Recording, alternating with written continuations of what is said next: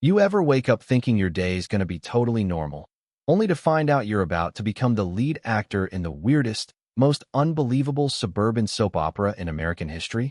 Yeah, that was me the morning Nicole Whitmore tried to steal my family's lake cabin by email. Not rent it, not borrow it for a barbecue, steal it for her daughter's wedding. 100 guests, the whole 9 yards, with threats about $10,000 fines and lawsuits if I didn't vacate immediately for her special day.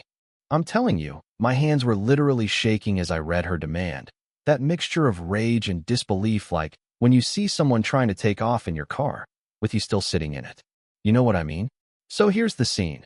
Our little lakeside community, 50 homes, supposedly civilized, and an HOA that, up until Nicole got elected president 3 years ago, mostly just reminded folks not to paint their houses hot pink or leave inflatable Santas on the roof year-round. Then Nicole took over, turned dictator overnight. Suddenly, every mailbox had a notice, every trash bin got inspected, people whispering like she was running a spy agency from her living room. Not that I cared much. See, my cabin isn't even part of the HOA. It's on a slice of private land my grandpa bought in the 60s.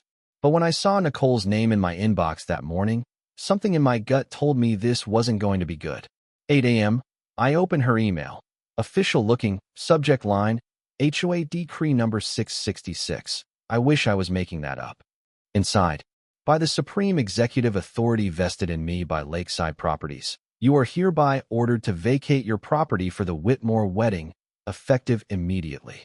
Attached, a contract in Comic Sans with a fake HOA seal and a threat of a $10,000 fine.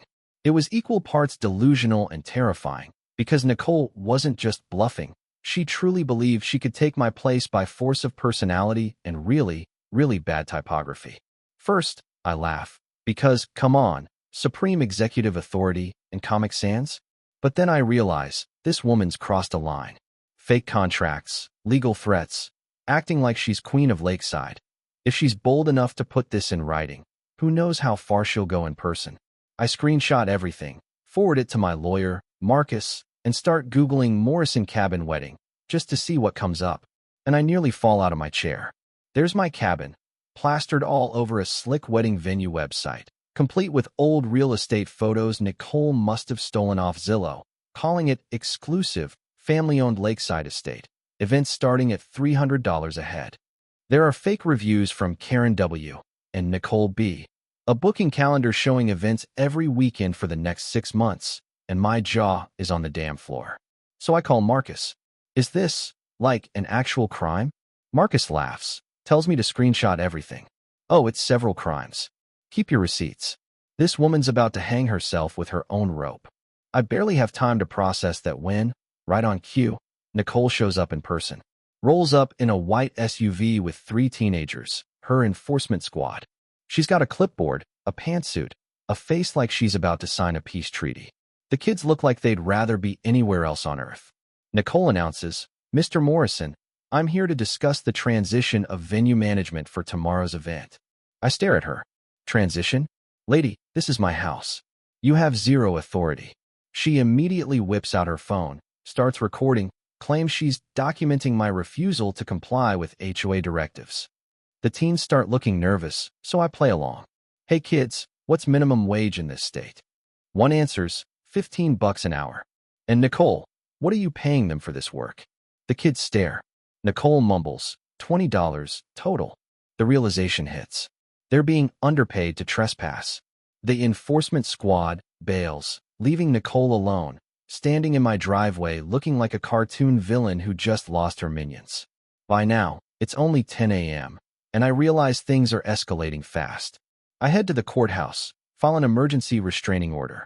The clerk actually gasps when she reads my evidence. Fake emails, a website, photos of Nicole trespassing. Within an hour, a judge signs off. Nicole must stay 100 feet from my property or risk immediate arrest. You'd think that'd stop her, right? Nope. At 3 p.m., a process server dressed as a pizza guy delivers the restraining order. Nicole rips it up on camera, screaming, I don't accept this. The process server shrugs. Court's got the original, ma'am. I swear, if delusion was an Olympic sport, Nicole would have taken gold. That night, My security cams catch Nicole at exactly 101 feet from my gate, tape measuring the distance like she's planning a lunar landing. Then, she starts live streaming, calls it a liberation camp, sets up a tent, portable generator, DJ booth, and porta potty, hangs a banner. Nicole's rightful cabin stolen by Terry. She's shouting into a megaphone. Phase 1 complete. I'm inside watching this circus, shaking my head, half amused, half terrified. Sheriff Bradley's on speed dial at this point. I call him to ask if my government-approved glitter plan is legal. Grandpa invented this glitter formula, biodegradable, safer than baby shampoo, but it sticks to everything. Sheriff laughs, tells me, "Go ahead. I'll be watching the live stream with popcorn." That evening, rehearsal dinner, guests start arriving. 30 people in nice clothes, expecting a wedding venue, finding Nicole's campsite instead. She shouts, "Dinner is BYOF. Bring your own food." Someone starts Googling, finds my story online. Guests realize they've been scammed. Then, the real drama. Jessica, Nicole's daughter, shows up with Mike, the groom. Jessica begs, "Mom, stop this insanity." Mike steps forward, holding up an Amazon receipt. "Mrs. Whitmore, I never proposed. You bought this ring yourself." Phones come out. Everything's recorded. Nicole's wedding is unraveling in real time. At 8 p.m., I go outside with a loudspeaker. "Attention, the sprinkler system will activate in 15 minutes. Eco-friendly lawn treatment. Strongly recommend you leave." Nicole shrieks, lies. "Hold your ground." But a few guests wise up and run for their cars. Nicole, still screaming, is about to learn the hard way. 8:15 p.m., the legendary gate moment. Nicole charges the gate with a crowbar, banshee mode. I slam it shut. "You want to see me shut this gate?" Slime. 5 padlocks. Click, click, click. She smashes the crowbar. It bends. She's screaming, hitting the gate like a maniac. Cameras rolling, live stream numbers climbing. Then, Operation Glitter. Sprinklers blast out shimmering, sticky, biodegradable glitter. Nicole's camp turns into a disco inferno. The DJ booth fries, stuck playing Let It Go on endless loop. The porta potty tips over. Nicole emerges, a blue sparkling avatar, the world's first live-action glitter Karen. And then, viral moment. She trips on a tent rope, falls face first into a mountain of glitter. She pops up looking like a cross between Avatar and a unicorn, and just then, a news crew arrives. "Ma'am, any comment?" She tries to sound dignified, but falls backward into the porta potty. Phones everywhere, the internet explodes. By morning, 40 angry protesters show up. These aren't wedding guests. These are victims demanding their money back. Signs saying, "Refund Nicole, scammer Karen, fake, venue fraud." Nicole crawls from her tent, still blue and sparkling, tries to declare the ceremony will be in her collapsed tent. The mob loses it. Mrs. Clark, my neighbor and a part-time lawyer, takes the megaphone. "This woman has scammed you all. She's not the owner. She's been targeting the wrong cabin for a decade." Jessica grabs the mic. "There is no wedding. My mom made it up. Mike never proposed. The ring is from Amazon." The crowd erupts. Reality finally lands like a sledgehammer. So I do what any self-respecting American would do. I invite everyone to my yard for free coffee and a giant projection of 10 years of Nicole's delusion, the documentary. Video clips, fake websites, emails, live streams, all of it. The crowd is spellbound. Netflix wishes it could script something this wild. Then Brad, Jessica's real dad, calls in from Hawaii to end Nicole's last fantasy. "Nicole, I never proposed in any cabin. Here's the video from our Hawaii trip." The crowd gasps as he shows receipts, photos, everything. Nicole shrieks, lies. But the delusion is over. Sheriff Bradley returns, arrests Nicole for fraud, trespass, impersonation, and theft. She tries, "I'm a sovereign citizen of Glitter Nation." Even Bradley cracks a smile. In court, Nicole sits, still sparkling, claiming emotional ownership. The judge nearly laughs her off the bench.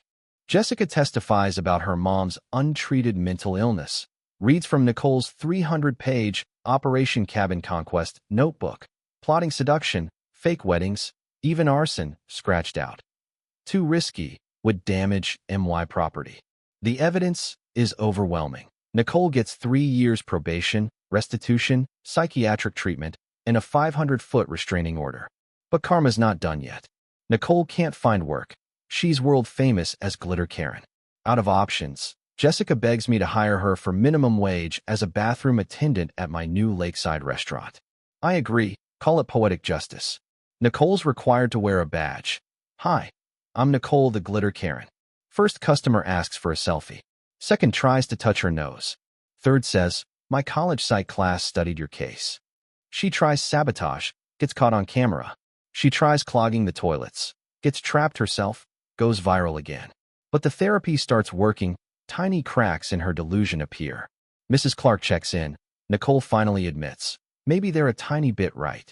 One day, Nicole finds a mysterious envelope with a key and a note. For when you finally remember, B. Is the demolished Henderson cabin still standing? Who left the key?